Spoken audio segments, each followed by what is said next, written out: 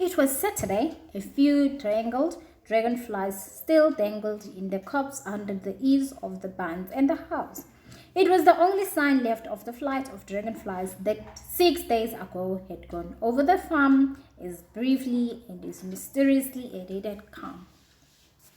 It was morning.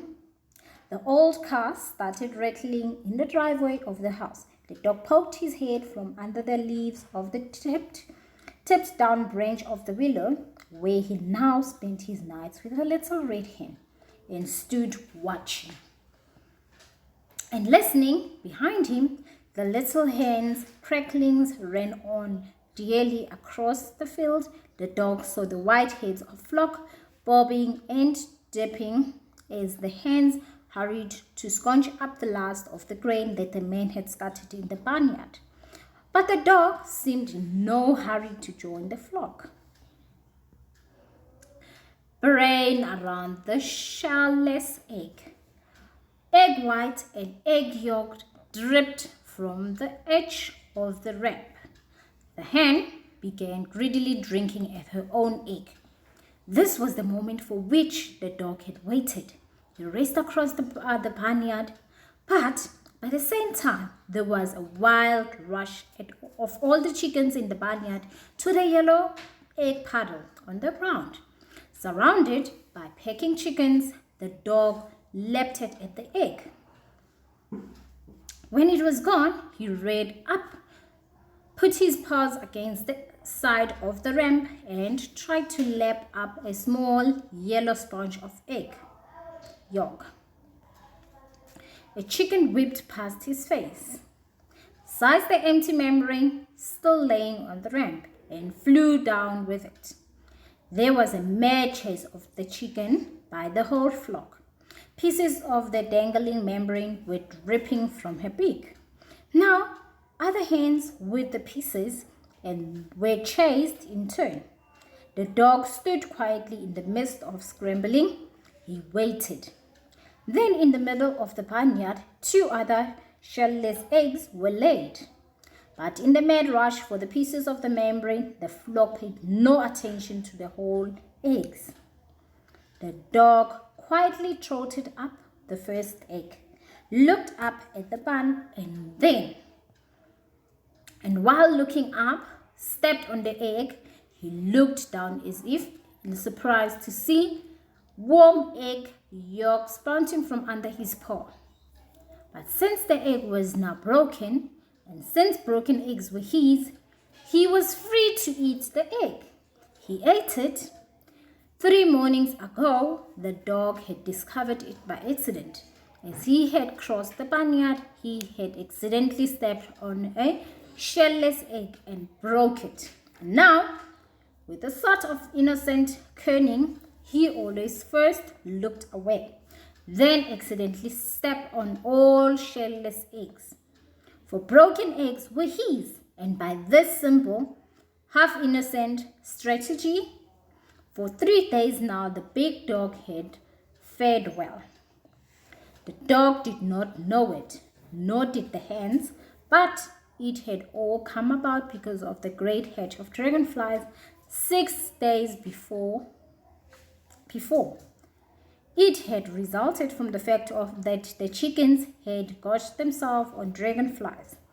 It had been too rich for a diet. Now, the eggs in their ducts were forming too fast. There wasn't time for the last process, the forming of the hard white shell around the egg.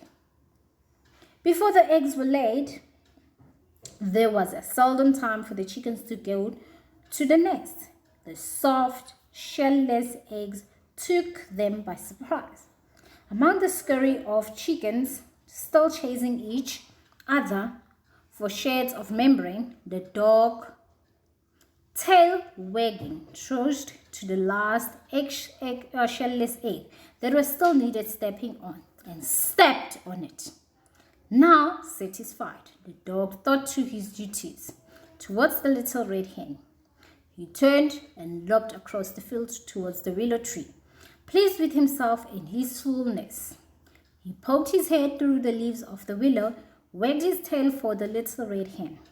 Then, dull with unusual fullness, he laid himself down with only his head under the tree and promptly fell asleep. When the dog awoke, it was early afternoon, but he awoke to the same dreary, endless monotony of dark cracklings to which he had fallen asleep. Beyond the tree, the sky was dark. The sky threatened rain. The little red hen clucked to the darkness under the tree. The dog stared at her, sleepy and bored. Then, suddenly, he heaved himself up and trotted away to play his hunting game in the swamp.